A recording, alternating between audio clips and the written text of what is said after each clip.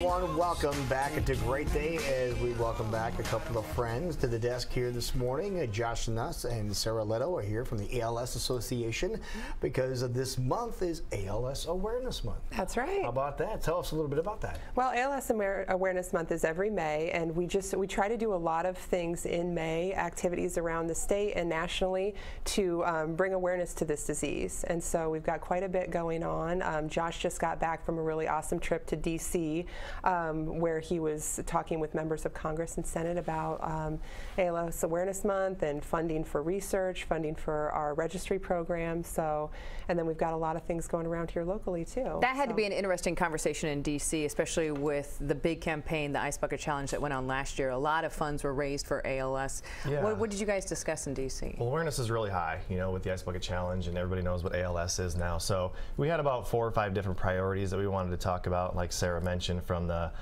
research project to the Steve Gleason Act and a number of other things we're asking for funding from Congress. So we met with 6 different representatives on the day. We took about 10 folks from Iowa for our delegation, and association-wide we had over 700 people there. Wow. Included patients, board members, community members, and then staff. So it was a pretty exciting time. How did it go? It went great. We had a great response from the folks that we met with. We'll do some local follow-up and go from there, but we're pretty excited about the support we have in Iowa. So what are you able to bring in from that trip now into this month as we're trying to bring awareness this month into ALS? Really, it's just getting the entire community involved to raise awareness. Our walks will be coming up in the fall and late summer, so it's just continuing the momentum that we have from the Ice Bucket Challenge into this year and then into the fall. Now, the next question is, what are they going to do to follow up with the Ice Bucket Challenge? Because you raised a lot of money. ALS raised a lot of money through that challenge. How much money were we talking for? Nationally, the organization raised about $115 million. Globally, about $220 million. So we had the task last fall to come up with a way to spend those funds over the next several years, and we worked with our board of directors, and we have a 3-year plan of some pretty exciting things to grow our chapter and grow our services, from adding ALS-specific clinics in Iowa. We added a care services person to the team here in June because we're serving so many more people now since the Ice Bucket Challenge. Adding equipment to our loan closet, things like that. So we're really boosting our care services program. As far as how we're going to follow it up, we are following whatever the guys up in Boston and New York, the 3 guys that started the Ice Bucket Challenge, and they've said yes, we're going to do it again. So keep your ice buckets full for August. So just kind of tease with that. See what's coming around the social media scene. Yep. Let's take it back a step and talk about awareness for ALS. Let's talk about ALS itself. Can you tell us more about the disease and how it affects people? Absolutely. So ALS is a neurodegenerative disease, which means it breaks down your motor neurons.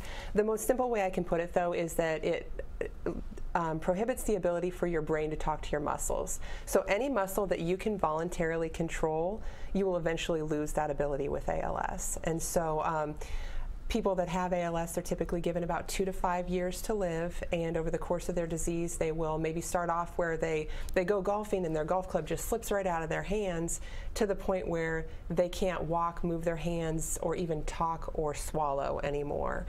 So it's always fatal. Right now there is one medication that's shown to modestly improve life expectancy, so maybe by 2-3 months.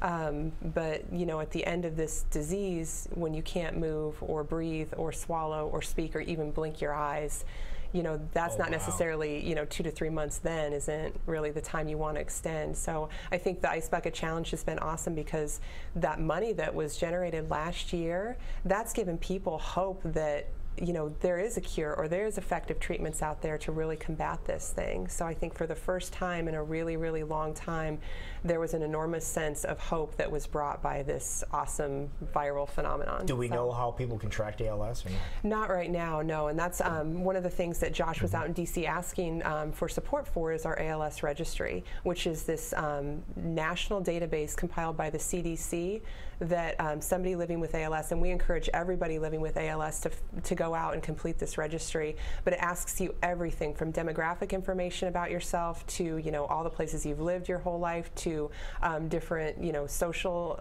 situations that you've been in your life to personal habits like smoking, coffee drinking. And I'm not saying those things cause it. I'm just saying those are the questions that it asks. They want to find out all that. Millions of people found out what ALS, if they didn't know, through this social media phenomenon, as you said, that was able to raise awareness and a lot of great funds. So hopefully with that much attention, you want to utilize it and say, hey, we need to pinpoint this down to maybe find exactly a cure or a cause or something like that. Exactly. The only thing we know right now for certain is that there's a correlation between ALS and the military. Military veterans, yes, they're twice as likely to develop ALS as the civilian population. And we don't know why, but we know that that correlation exists. So the research program that we were talking about earlier that we asked Congress to fund, it's actually a Department of Defense research program. And ALS is considered 100% service connected. If you're a military veteran and you have ALS, you get a lot of benefits from the VA because it's considered service connected. Wow, first I've heard of that. If someone wants to fill out this form, where do they need to go if they're hearing this today and say, hey, I have a family member, I know somebody, I need to get them to fill this out? ALSAiowa.org and look for the registry, and there'll be a link on there to find the registry. And if they're living with ALS and they're not aware of our services here in the state, if you live in ALS, or if you live in Iowa and you have ALS, all of our services that we provide are free to people living with ALS. Everything we do, from our loan closet to our support groups to our home visits to just everything we have.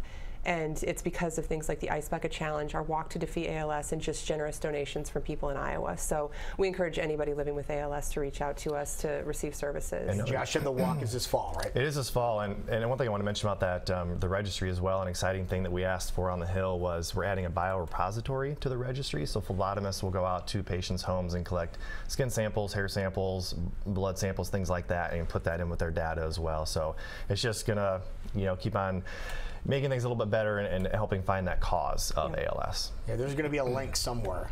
We just have to find it. We hope to find it. Now, besides the Ice Bucket Challenge, and we'll see what comes of that later on this summer, what can we do this month to be aware and hopefully raise awareness and maybe some funds? Yeah, well, I mean, check out, we're really active on social media, so we would love for you to go to our Facebook page and like us and share information with your friends. Follow us on Twitter and retweet. But something really exciting that we're doing this week, and it's with people from Wells Fargo, Principal Financial Group, and the Iowa Wild. We're doing a volunteer program where people in the Des Moines area and Ames that are living with ALS, they can have team members from those three companies or organizations come out to their home and do things associated with spring cleaning. So raking, trimming your bushes, mowing your lawn, cleaning your windows, housework, yard work, things like that.